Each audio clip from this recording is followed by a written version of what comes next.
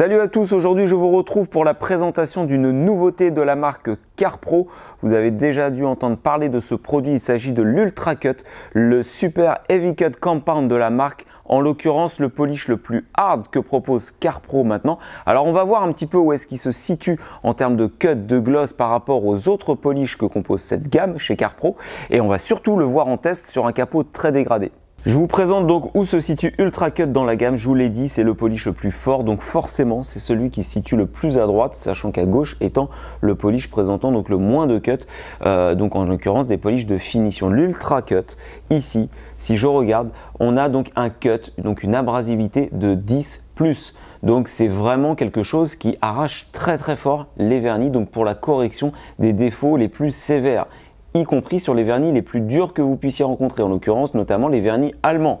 Ici, on est en présence d'un véhicule Audi, vernis très dur, peinture d'origine, couleur noire. Forcément, on est dans les pires conditions possibles et c'est le test parfait pour l'Ultra Cut. On a également donc le Clear Cut. Vous le connaissez, il existe déjà depuis pas mal d'années. C'était déjà donc un compound très sévère en termes de capacité de correction et qui autorisait aussi une très belle finition in fine. Là, on va voir un petit peu ce que nous propose Ultra Cut en plus par rapport au célèbre Clear Cut.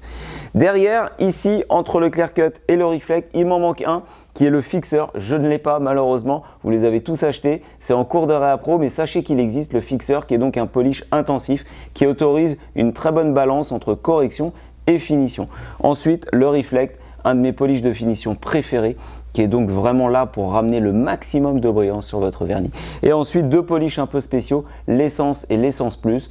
Un polish qui est vraiment très polyvalent et qui autorise quand même une petite finition, et l'Essence Plus qui n'est pas véritablement un polish mais qui permet de combler quelques marques, notamment sur des traitements céramiques. Donc ça, n'hésitez pas à regarder les articles blog qu'on a pu faire dessus, je l'explique parfaitement. Aujourd'hui, on s'intéresse à l'Ultra Cut. Je vous présente donc une Audi A5 en couleur noire métallisée, pourtant récente mais présentant énormément de défauts, avec donc un voile d'hologramme aussi assez marqué, assez profond.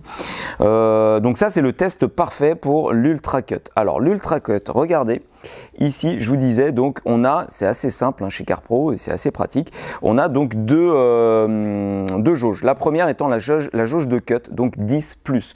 On repousse donc encore le degré abrasif du polish par rapport au Clear Cut. Et le gloss, donc le pouvoir brillant, est simplement de 5. Donc il ne faut pas non plus s'attendre de ce polish à avoir une finition exemplaire, notamment sur une teinte noire métallisée comme celle-ci. Donc évidemment, il y a fort à parier que derrière, il faudra faire une finition, voire peut-être passer par un intermédiaire. Bon, si je zoome un peu plus avec la lampe, regardez, là on a donc énormément de défauts parasitaires, donc des hologrammes, on a de la micro-rayure plus sévère, de la rayure incrustée, on a des insectes aussi sur la face avant qui sont incrustés, donc là on va pouvoir se faire plaisir. Bien entendu, en amont, vous aurez veillé à parfaitement préparer la base, comme toujours. Gros prélavage, lavage, décontamination chimique et mécanique à la clé pour avoir un état de surface parfait avant de polir, sinon vos pads malheureusement s'en trouveront dégradés. Avec ce type de polish, comme je vous disais, un ultra compound, il ne faut pas hésiter à utiliser des pads très durs pour vraiment utiliser la pleine puissance de ce polish. Donc en l'occurrence, là j'ai choisi un Fictech blanc qui est vraiment extrêmement dense, extrêmement rigide et qui est typiquement le pad à utiliser avec ce genre de polish, mais également aussi un pad en microfibre. Donc les pads que vous pourrez utiliser sur les polisseuses orbitales notamment. Alors on ira encore plus loin dans la correction, mais vous verrez aussi qu'on va certainement dégrader un petit peu notre finition. Donc n'hésitez pas à donc monter en agressivité sur vos combinaisons de pads pour tirer le meilleur d'Ultra Cut. Alors je commence mon test avec l'Ultra Cutting Pad de chez Fictech, donc le pad dur mais je reste en pad mousse. Ensuite on va donc étaler Ultra Cut. Alors comme le pad est neuf ou quasiment neuf, là j'ai dû l'utiliser une fois, je l'ai nettoyé, ce qu'il faut faire c'est au préalable donc vraiment primer le pad, c'est-à-dire que je vais étaler volontairement beaucoup de polish pour avoir une fine couche un petit peu partout. Derrière, après, je vais simplement mettre à peu près 4 drops sur le pad, 4 noisettes pardon, sur le pad, et ensuite je vais travailler sur ma zone. Alors là, vous voyez, j'ai fait un découpage sur le capot, un découpage qui est quand même assez petit, mais je voulais garder vraiment cette zone-là en test, puisque c'est la zone la plus marquée du capot. Comme ça, on va véritablement pouvoir voir un peu le avant-après. Sachez qu'Ultra Cut donc, peut être utilisé sur les polisseuses orbitales, mais également sur les polisseuses rotatives. L'astuce avec ce type de polish, sur les polisseuses orbitales comme la Bigfoot que j'utilise, c'est de monter un petit peu progressivement en pression. C'est-à-dire qu'au début, on va faire des passes avec une pression légère ou modérée. Et plus vous allez arriver à la case du polish, plus vous allez devoir augmenter un petit peu la pression pour vraiment terminer un petit peu l'action abrasive du polish et vraiment casser au maximum l'Ultra Cut. Avec la rotative, c'est un petit peu différent, c'est quasiment même l'inverse. Donc, adaptez un petit peu votre technique de travail en fonction de la polisseuse que vous utilisez.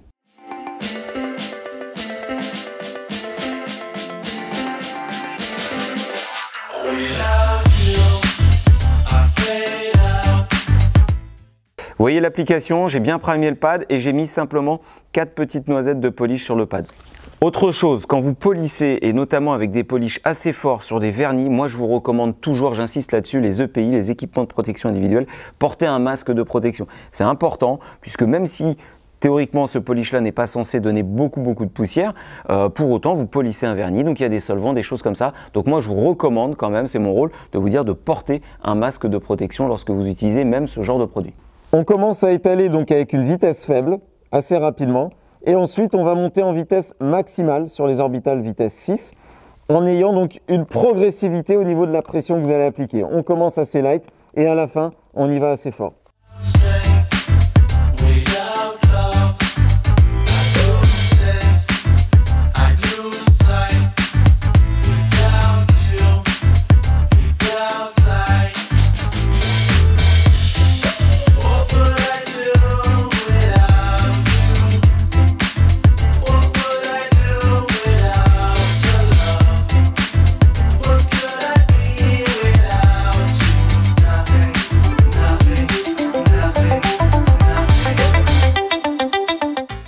Alors pour vous montrer déjà l'efficacité de la combinaison utilisée, regardez mon scotch de masquage, il n'est pas bien du tout. Il a complètement été décollé, ce qui est en général normal hein, avec l'épaisseur. Souvent les combinaisons les plus agressives ont tendance justement à rebrousser un peu le scotch. Bon, c'est pas grave, c'est juste qu'à l'essuyage, je risque d'avoir un peu de colle à cet endroit-là. Donc ce que je vais faire, c'est que je vais l'enlever, je vais essayer, ça sera beaucoup plus simple.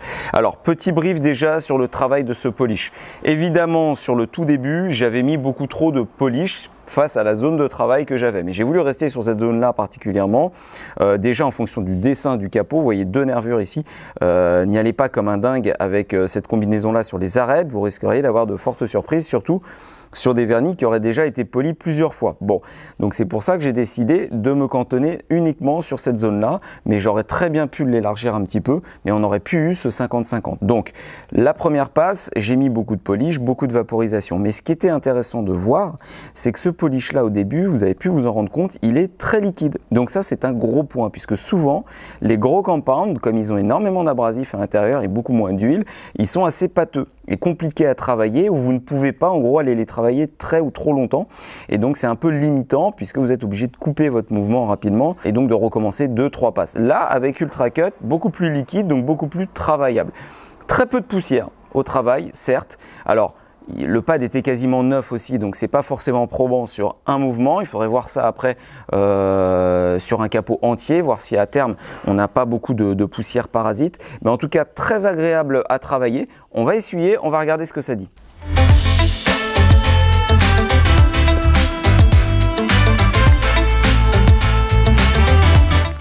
Ok, alors vous m'avez vu aussi, premier essuyage, je le conseille toujours à sec pour enlever le plus gros du polish sans forcer, et derrière vous faites un second essuyage avec un petit peu d'alcool isopropylique. Ici moi j'ai choisi l'Optimus, pour utiliser n'importe lequel, le CarPro Eraser par exemple serait parfait. Alors là, avec mon éclairage zénithal, qu'est-ce que je vois? Eh ben c'est simple, il n'y a quasiment plus rien, si ce n'est plus rien en surface. L'Ultra Cut a tout viré. Il a absolument tout viré, bien sûr le voile d'hologramme, les rayures qui avaient un petit peu plus profondes, les incrustations de cadavres séchés, tout est parti. Là, tout est parti. On a véritablement une très bonne correction. A priori, la finition est relativement bonne. C'est une très bonne surprise.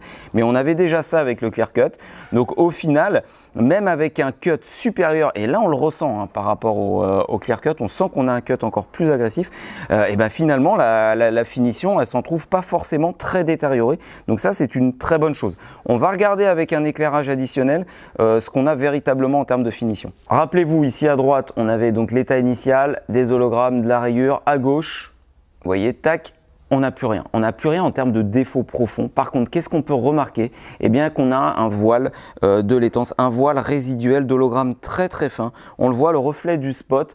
On a une verticale un petit peu avec des défauts encore résiduels, mais ça honnêtement c'est parfaitement acceptable pour ce type de polish, pour ce type de compound.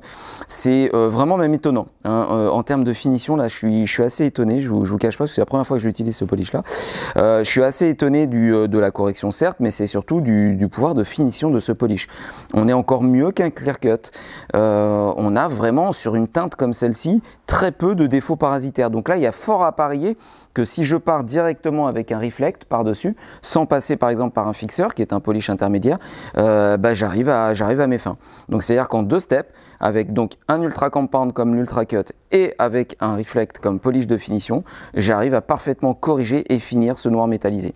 Donc là une très bonne surprise en tout cas.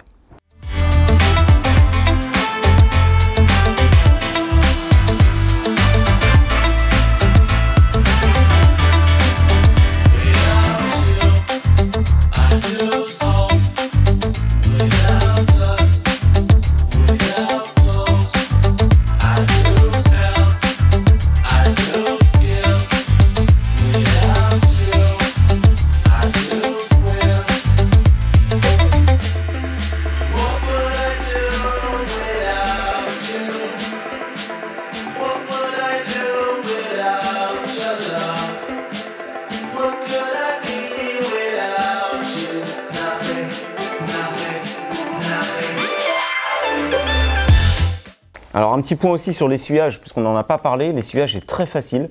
Donc ça aussi c'est un gros plus. Moi je déteste les polishes qui sont complexes, on est obligé de forcer haut, parce que c'est pas le but. Le but quand vous corrigez, c'est de vous-même de ne pas créer de défauts résiduels. Donc là aussi un bon point pour l'Ultra Cut. Alors on va regarder, donc là vous m'avez vu travailler avec le pad microfibre, avec donc une pression encore progressive. J'ai augmenté aussi volontairement la vitesse, je vous conseille sinon de rester en vitesse 4, 5, ça suffit largement. Alors on va enlever le scotch et on va voir un petit peu ce qu'on a. Encore une fois, vous voyez, on n'a plus de défaut du tout. Absolument plus aucun défaut, plus aucune griffe, plus aucun swirl, plus aucun hologramme, plus aucune incrustation de cadavres d'insectes ou autre. Par contre, on peut remarquer ici, c'est assez flagrant entre la partie qui est d'origine noire micro-rayée, mais cette partie-là qui a été corrigée, on a ici à la rupture, là, on a ce qu'on appelle donc le voile de laitance, donc le voile que l'on crée à l'utilisation d'Ultra Cut avec un pad microfibre. Donc ça, ce n'est absolument pas grave, c'est même parfaitement prévisible et normal, et ça, vous pourrez largement le revoir après avec un polish de finition. On a encore des hologrammes résiduels, donc le voile on le voit, mais je trouve personnellement si on descend et qu'on regarde par rapport à la première passe qu'on a fait avec le pad mousse, on en a un peu plus, le pad mousse on a laissé un petit peu moins, mais c'est pas non plus dramatique. J'ai vu pire sur des ultra compound, j'ai vu pire, donc là pour le coup ce polish là laisse une meilleure finition pour moi que les produits concurrents, donc ça c'est vraiment une très très bonne nouvelle. Allez, on passe à la conclusion les amis. Ultra Cut, écoutez, pour moi en tout cas, c'est une excellente surprise, un excellent polish qui tient ses promesses. Très bon pouvoir coupant, donc un très bon cut qui peut aller chercher donc des défauts très profonds en une passe, et ce quelle que soit la combinaison utilisée, pas de mousse ou pas de microfibre, on l'a vu. Il n'y a quasiment plus aucun, si ce n'est aucun défaut en surface. Donc ça, c'est excellent. Mais surtout, la force aussi de ce polish-là, malgré que sur sa jauge, on voit qu'il y a un pouvoir en gros de brillance simplement de 5 sur 10, moi je trouve quand même que la finition pour ce type de polish-là, très agressif, elle est quand même très respectable. Si je dois comparer l'Ultra Cut aux produits concurrents, donc en l'occurrence le Compound Plus de chez Gaion par exemple, vous trouvez aussi l'Ultimate Cut de chez Sonax, par exemple, entre autres, ou alors le 300 de chez Menzerna, écoutez, je préfère largement ce polish là en termes de pouvoir de correction surtout, mais de finition. Si je prends l'Ultimate Cut par exemple de chez Sonax, qui est un polish ultra hard, il va permettre aussi de pouvoir corriger ces défauts là rapidement, mais derrière la finition elle est en retrait. Donc là pour le coup j'ai beaucoup apprécié ce polish là, notamment aussi sur son côté un petit peu gras qui diffère aussi un petit peu des autres.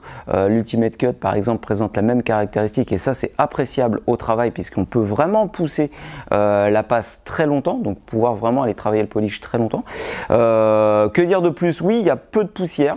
très peu de poussière au travail. Donc ça, c'est aussi appréciable pour nous, detailers, puisqu'on a horreur de travailler en environnement poussiéreux quand on corrige un véhicule. C'est très désagréable, surtout que ça se loge partout. Voilà, vous pourrez donc utiliser Ultracut sur des vernis de tout type, des vernis durs, des vernis tendres. Faites bien attention sur les vernis tendres, notamment au niveau des détails. Je vous ai parlé des arêtes, des choses comme ça. Il faut que vous soyez parfaitement sûr de ce que vous faites lorsque vous utilisez ce type d'Ultra Compound, d'accord? Mais en tout cas, vous pouvez l'utiliser, c'est valable pour toutes les peintures. Voilà, bah écoutez, il ne vous reste plus qu'à le tester maintenant, à nous faire part aussi de vos commentaires et on se retrouve très vite pour de nouvelles vidéos. Ciao!